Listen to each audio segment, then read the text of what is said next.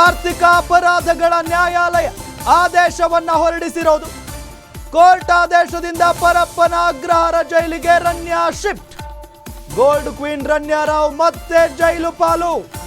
ನ್ಯಾಯಾಂಗ ಬಂಧನ ವಿಧಿಸಿ ಕೋರ್ಟ್ ಈಗ ಆದೇಶವನ್ನ ಹೊರಡಿಸಿದೆ.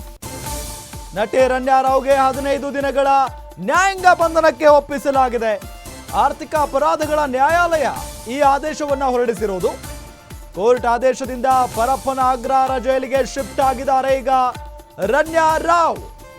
ಗೋಲ್ಡ್ ಕ್ವೀನ್ ರನ್ಯಾ ರಾವ್ ಮತ್ತೆ ಜೈಲು ಪಾಲು. ಎಷ್ಟು ದಿನಗಳ ಕಾಲ ಆಕೆಯನ್ನ ಬಹಳಷ್ಟು ವಿಚಾರಣೆಗೆ ಒಳಪಡಿಸಲಾಯಿತು ಡಿಆರ್ಐ ಅಧಿಕಾರಿಗಳಿಂದ. ಆದ್ರೆ ಯಾವುದೇ ಕಾರಣಕ್ಕೂ ಆಕೆ ಗುಟ್ಟನ್ನ ಬಿಟ್ಟು ಕೊಡ್ತಾ ಇಲ್ಲ.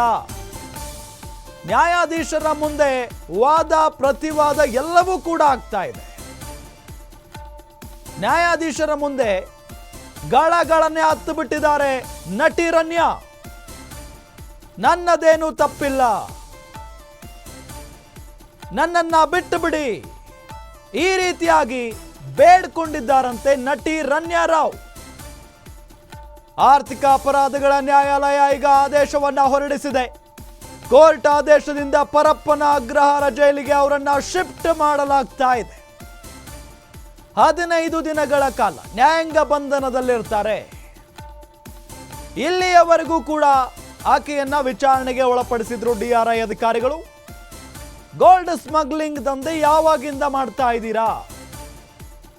ಇದರಲ್ಲಿ ನೀವು ಮಾತ್ರ ಪಾಲುದಾರರ, ನಿಮ್ಮ ಜೊತೆಗೆ ಯಾರಾದ್ರೂ ಇದ್ದಾರಾ?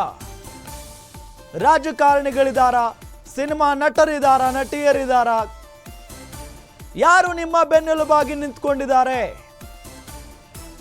ಇದೆಲ್ಲದರ ಬಗ್ಗೆಯೂ ಕೂಡ ಸಾಕಷ್ಟು ಪ್ರಶ್ನೆಗಳನ್ನ ಮಾಡಿದ್ದಾರೆ ಡಿಆರ್ಐ ಅಧಿಕಾರಿಗಳು. ಆದ್ರೆ ತನಿಖೆಯ ಹಾದಿ ತಪ್ಪಿಸ್ತಾ ಇದ್ದಾರೆ ನಟಿ ರನ್ಯಾ ರಾವ್ ಅನ್ನೋ ನಿಟ್ಟಿನಲ್ಲಿ ಡಿಆರ್ಐ ಅಧಿಕಾರಿಗಳು ಕೂಡ ಆರೋಪವನ್ನ ಮಾಡಿದ್ದಾರೆ.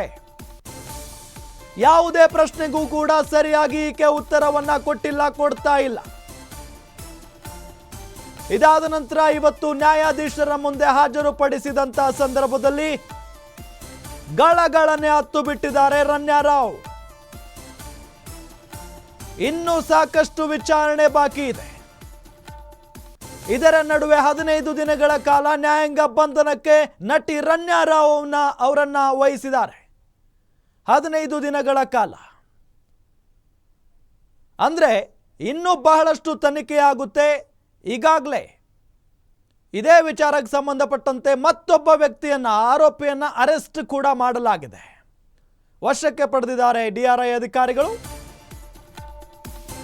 ಜಡ್ಜ್ ಮುಂದೆ ಗಳಗಳನ್ನೇ ಹತ್ತಿದ್ದಾರೆ ಗೋಲ್ಡ್ ರಾಣಿ ರನ್ಯಾ. ಕೋರ್ಟ್ಗೆ ಹಾಜರುಪಡಿಸಿದ ಕೂಡಲೇ ಕಣ್ಣೀರು ಹಾಕಿದ್ದಾರೆ ನಟಿ. ಗಳಗಳನ್ನೇ ಆಳ್ತಾ ಇದ್ದಂತೆ ರನ್ಯಾಗೆ ನ್ಯಾಯಾಧೀಶರು ಪ್ರಶ್ನೆಯನ್ನ ಮಾಡಿದ್ದಾರೆ.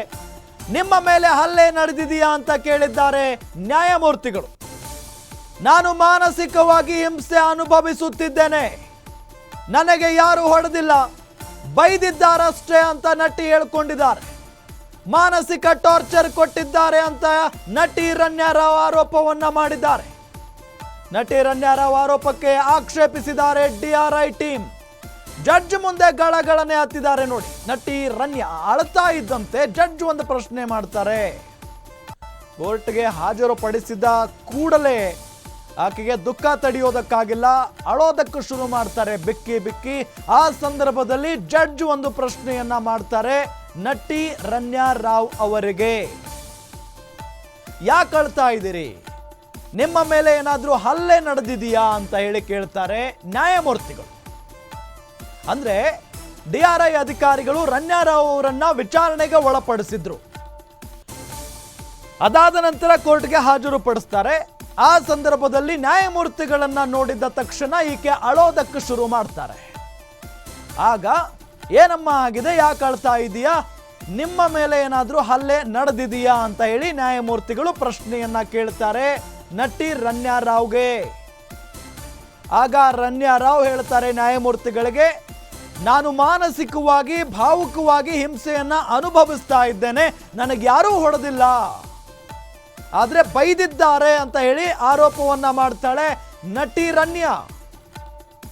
ವಿಚಾರಣೆ ಮಾಡುವಂತ ಸಂದರ್ಭದಲ್ಲಿ ಬಾಯಿಗೆ ಬಂದ ಹಾಗೆ ಮಾತನಾಡಿದ್ದಾರೆ ನನಗೆ ಅಧಿಕಾರಿಗಳು.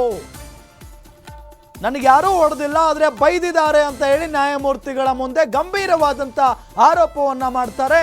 ಮುಂದುವರಿದು ಮಾನಸಿಕ ಟಾರ್ಚರ್ ಕೊಟ್ಟಿದ್ದಾರೆ ಅಂತ ಹೇಳಿ ಆರೋಪವನ್ನ ಮಾಡ್ತಾರೆ. ನಟಿ ರನ್ಯಾ ರಾವ್ ಮಾನಸಿಕವಾಗಿ ಟಾರ್ಚರ್ ಕೊಡ್ತಾ ಇದ್ದಾರೆ ನನಗೆ ಅಧಿಕಾರಿಗಳು. ನಟಿ ರನ್ಯಾ ರಾವ್ ಇಷ್ಟೆಲ್ಲ ಆರೋಪ ಮಾಡುವಂತಹ ಸಂದರ್ಭದಲ್ಲಿ DRI ತಂಡ ಸುಮ್ಮನೆ ಇರುತ್ತಾ? ಸುಮ್ಮನೆ ಇದ್ರೆ ಆಕೆ ಹೇಳೋದು ಸತ್ಯ ಅಂತ ಹೇಳಿ ಒಪ್ಕೊಂಡಂಗಾಗುತ್ತೆ. ಆಗ DRI ತಂಡ ನೇಮಕ ಮಾಡಿದೆಯಲ್ಲ ವಕೀಲರನ್ನ, ಅವರು ಆಕ್ಷೇಪವನ್ನ ವ್ಯಕ್ತಪಡಿಸ್ತಾರೆ. ನಾವ್ಯಾಕೆ ಹೊಡೆಯೋಣ, ನಾವ್ಯಾಕೆ ಬೈಯೋಣ? CC ಕ್ಯಾಮೆರಾ ಕಂಟಿನ್ಯೂ ಆಗಿ ಆನ್ ಮಾಡಿದ್ವಿ. ಆಕೆಯನ್ನ ವಿಚಾರಣೆಗೊಳಪಡಿಸಿದಂತಹ ಸಂದರ್ಭದಲ್ಲೂ ಕೂಡ ಕ್ಯಾಮ್ರಾ ಆನ್ ಆಗೇ ಇತ್ತು. ಅಕಸ್ಮಾತ್ ಆಗಿ ಆಕೆಗೆ ನಾವು ಟಾರ್ಚರ್ ಕೊಟ್ಟಿದ್ದೀವಿ ಅಂತ ಏನಾದ್ರೂ ಪ್ರಶ್ನೆ ಇದ್ರೆ ಆ ಒಂದು ರೆಕಾರ್ಡರ್ ಅನ್ನ ನಿಮ್ಮ ಮುಂದೆ ಇಡ್ತೀವಿ, ನೋಡ್ಕೊಳ್ಳಿ ಬೇಕಾದ್ರೆ ವಿಡಿಯೋನ. ಇದು DRI ತಂಡ ಹೇಳಬಿಡುತ್ತೆ ನ್ಯಾಯಮೂರ್ತಿಗಳ ಮುಂದೆ. ವಾದ ಪ್ರತಿವಾದ ಎಲ್ಲವೂ ಕೂಡ ದೊಡ್ಡ ಮಟ್ಟದಲ್ಲೇ ಆಗುತ್ತೆ. ಈ ಸಂದರ್ಭದಲ್ಲಿ ಸಹಜವಾದಂತ ಪ್ರಶ್ನೆ ಮಾಡಿದ್ದಾರೆ ನ್ಯಾಯಮೂರ್ತಿಗಳು. ಕೋರ್ಟ್